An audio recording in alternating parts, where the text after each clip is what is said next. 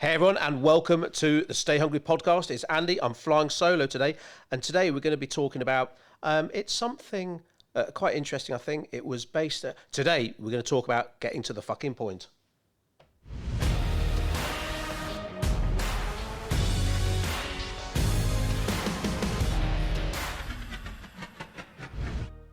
This is so weird. I haven't recorded a solo podcast for bloody months, so I'm sort of looking at an empty chair where Joel should have been, but the camera's over there, so am I supposed to look at the camera? Am I supposed to look at the chair? Who knows? Maybe we'll just look over there and picture Joel, but Joel's in the air at the moment, flying to WrestleMania.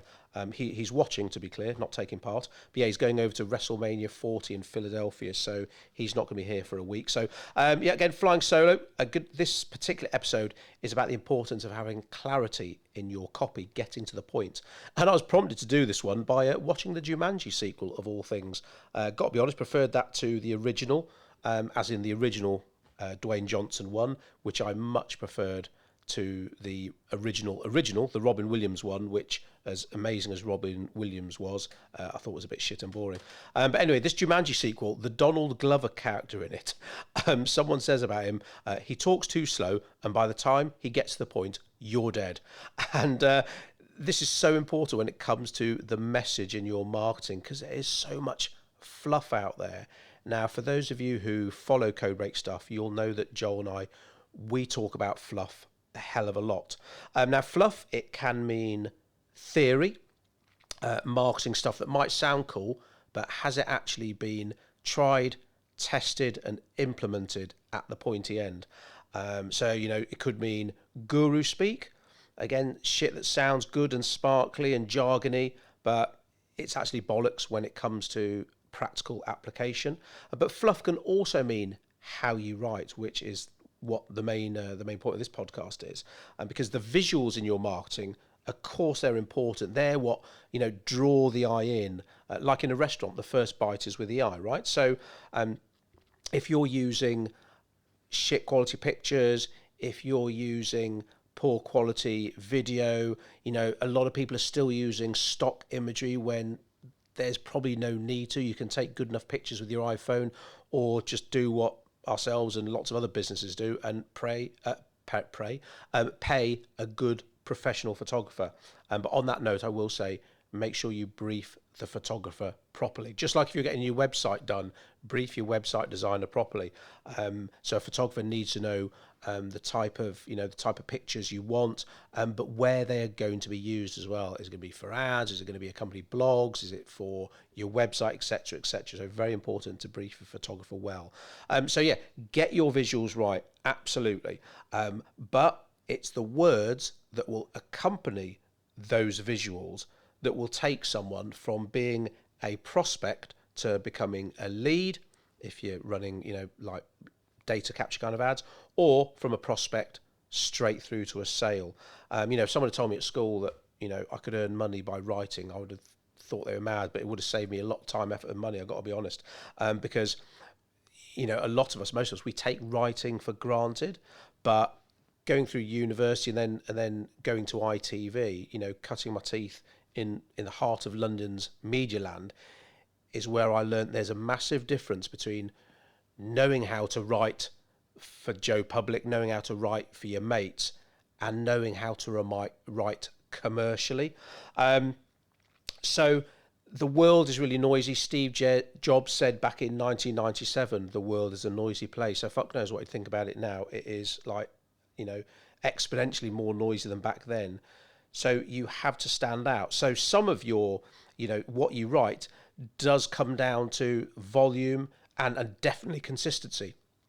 How much writing, how many posts, how many blogs, how many videos you're putting out there, and are you doing it regularly? I mean, people say to us, oh yeah, podcast, you got a podcast, you and Joel. Oh yeah, I've been thinking about doing my own podcast. Have you really? Oh yeah, I'm going to launch my own podcast. Great. And they either never do, or they release about 5 or 6 episodes and then they go off the boil because I think they were expecting some kind of miraculous return. It's like I put out a podcast episode and do you know what? The phone didn't ring once. It's like, fucking hell. If your goal is sales, believe me, launching a podcast is going to be so far down on your list compared to other stuff. So consistency is key. Knowing what to do, that's half the battle. It might even be just 20% of the battle. 80% is the showing up every day, especially if you're not investing in ads. If you're, for whatever reason, if your plan is to grow and scale your business organically, one, I'd say, fucking hell, good luck. But two, you have to be prepared to show up and put content out there, the right sort of content, every single day. So when you look at someone like the hugely successful James Smith, the online PT, you know, he's only just started running ads now, really. He built his empire on organic marketing, but he'll be the first to admit he turned up every single day. You know, sometimes he'll screenshot like one of his Facebook posts from when he started, and like, you know, it only got 3 likes and one of them was his mum, you know, and people say to him, James, why are you sending emails out every day? You've got like 10 people on your database. But then that became 12, then 15, then 20, then 30, 40. Now he's over like 1 million followers. It's because he turned up every day, and it took him 5 or 6 years. And what we're seeing more of is that people don't want to wait that long. I mean, even with ads, to be honest, it's not going to happen overnight. And so are you prepared to turn up every day with the right kind of messaging? And I stress the right kind of messaging, because if what you're putting out is fluff that is lovely and sounds good, and, you know, it's just like how J.K. Rowling writes, you know, that isn't going to do you any favours. Again, you're not writing for Joe Public. You're not writing for your mates. And I'm probably older than the people listening to this podcast, probably put together.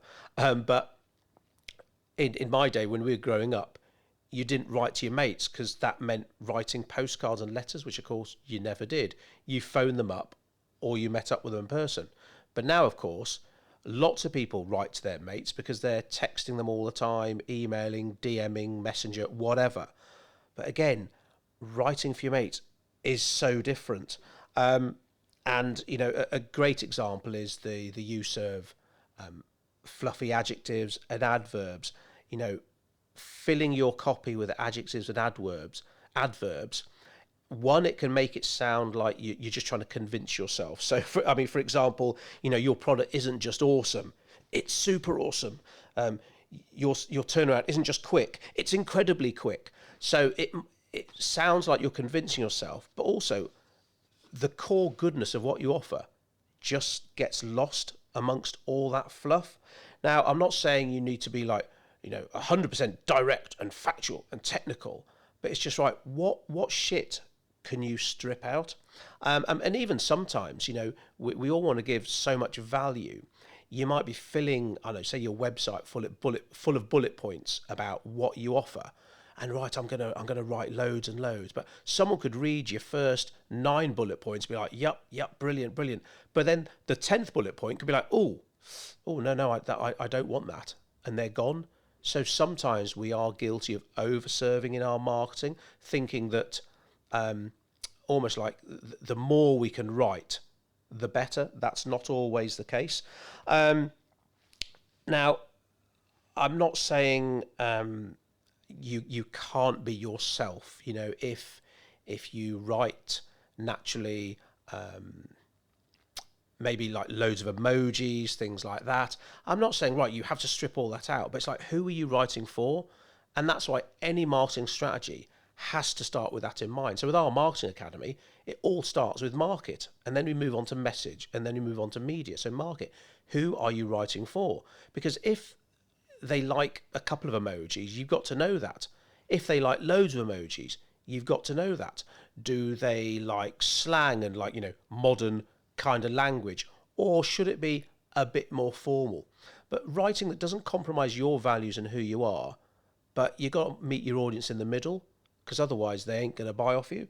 So again, to stress, that doesn't just mean being all factual in your writing. So good examples of recommended reading on this front: Dan Kennedy.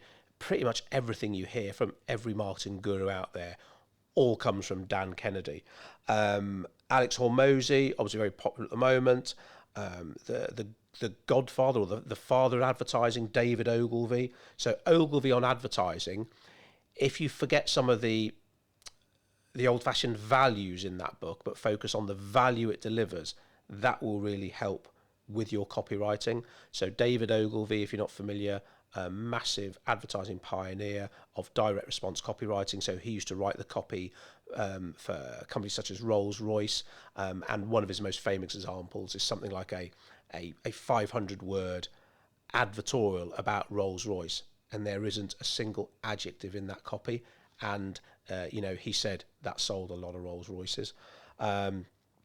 An interesting fact on that front, a load of Rolls-Royces were delivered to America on some container ship, and there was a massive fault in a lot of them, which wasn't good at all. And David Ogilvy resigned the account. He said, "Yeah, I don't want to work for you guys anymore." So yeah, that's a really good book, Ogilvy on advertising, because you're using unnecessary words. Maybe you fall into the trap of you talk about yourself all the time. We do this, we do that, we have 17 offices, no one gives a shit. It's about you, as in your potential customer. Not going to give away all our secrets, but basically, for every time you say we in your website, in your emails, in your blogs, you should say you 3 times. And that can quite easily be done by flipping a sentence. Instead of, what's an example? We have 30 years experience. You can flip that to you have 30 years experience to call upon, because it is all about the reading. Now, you probably already know this, but it's probably the number one cardinal sin I see in most marketing copy, is that people just banging on about themselves all the time. Just like when you meet someone networking, oh, hi, I'm Andy, or hi, I'm John, oh, I do this, I do that, and you're like, right, well, fucking hell, you haven't asked me a single question. And when I meet someone new at an event or a conference or whatever, that's all I tend to do, just ask questions and find out about them. And it also lets me know that if they haven't asked me a single question back within 15 minutes, I ain't going to be of any use to them, and vice versa, and I'll just politely make my excuses and walk away. Questions are the steering wheel of the mind, and you can only find out if you can help someone by asking questions. Now, I'm going on a bit of a tangent here now, and Joel isn't even with me, going off on a tangent on my own. Never thought that was possible. So maybe a good starting point is to have a look at your website. Are there loads of adjectives and adverbs in there? Is the main benefit of why people should choose you actually hidden away by all this fluff? Are you using superlatives such as very all the time? That can be a sign of lazy writing. There's no other way to talk about it, really. So something, it shouldn't be very good. It should be excellent.